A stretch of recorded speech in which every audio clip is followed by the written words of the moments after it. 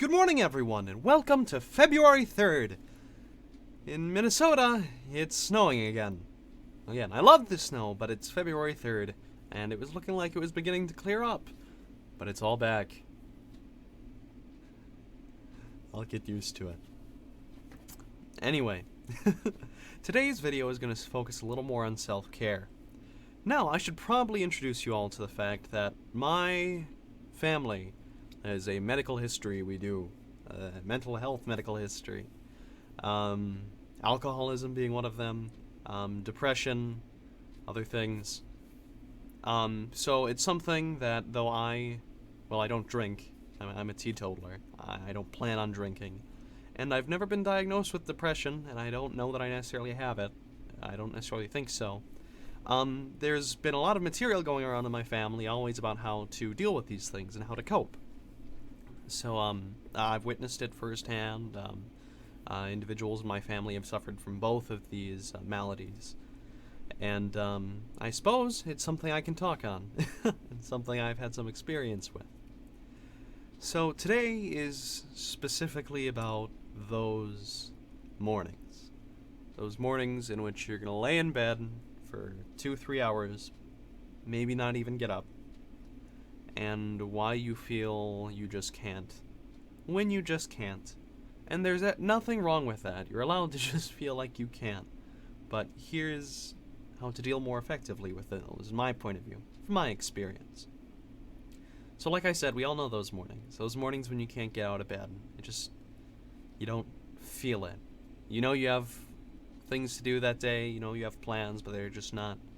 They are something where, regardless of how you actually feel, often of which for me tends to be that really deep kind of mellowness, they're just not.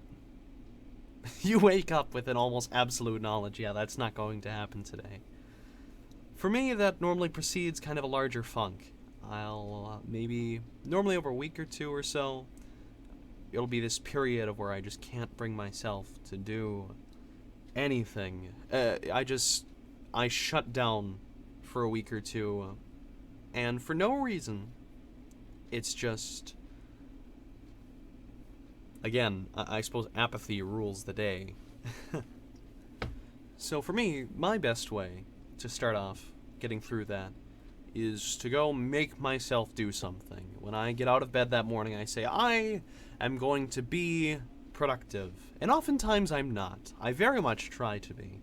I'll go and I'll start a project and I just can't do it. But that's, for me, it's the first step. It's you get up and you go do the thing you said you weren't going to. Or even if it's not that thing, just doing something, being productive, starting off your day with something to get yourself out of bed and get moving. Next, I would probably just go and sometimes I just can't talk to people in these periods. I just don't want to. It becomes tiresome. And again, that's fine. If I feel up for it, or even if I don't sometimes, I'll push myself a little bit and just go talk with people. Go hang out. Go focus on something else. Because the moment, for me, the biggest thing is I stick in my own head. I say, well, I can't. This horrible thing's gonna happen, and this horrible thing's gonna happen, and look at me, I'm horrible. No, don't bother with that. Get out of your head and get into someone else's. Whether that means taking someone out to lunch and saying, tell me about your life. What's going on? How can I help you? What is something we can talk about that's not me right now? That's always a good option for me, and it tends to help some of the most.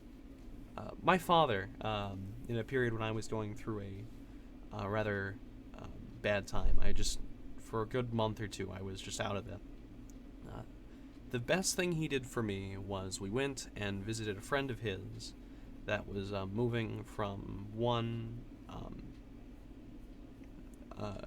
assisted housing unit to another.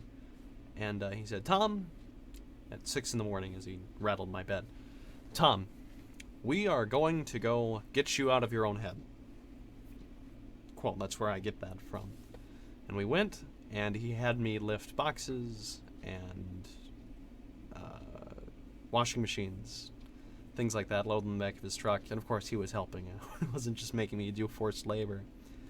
For a whole day in, day out, we took the guy to lunch. We made sure he was comfy. We had all his furniture set up the way he liked it. And it was really good. It was fun. I got to interact with other people. I got to feel like I was doing a good thing. And I got to make a new friend that day. So, yeah. Again, just get out of your head. And oftentimes that is enough. You'll come back and you'll say, well, I was out of my head and now I'm back. But just, I suppose for me, that's how it works. You just keep out of your own head as much as possible until it passes over. The worst thing you can do is give in to it. The worst thing, in my opinion, that you can do is say, well, I just can't. I absolutely cannot, and I will not. I won't. I'm going to sit here in my bed and get over it. It doesn't help. It feels like it does at the time. You know it does at the time, but it doesn't. Get out of your own head. I'm going to say that 5 more times. Get out of your own head. Get out of your own head. No, I'm not going to say it 5 more times. I've probably said it almost 5 times already. But that's my point. Do it. Get out of your own head. Okay, I'm done. I'm done. Anyway, so I hope that's not the current state I hope that's not the current state that you're in. If it is, well, I hope this helped a little bit. I've been there. I feel you. So anyway, I'm gonna head out. I hope you all have a wonderful February 3rd. Wonderful day. I'm sorry about the video being late. Yesterday, I was watching Caucuses, and that ran super late, and I woke up and I was like, oh, I didn't post the video. And so, yeah.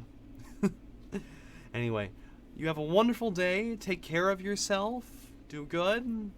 Learn things new. Make money. Have fun. Drink Coke. Make popcorn. Whatever. Okay. I'll see you around, guys. You have a good... You have a good day. Okay. Bye.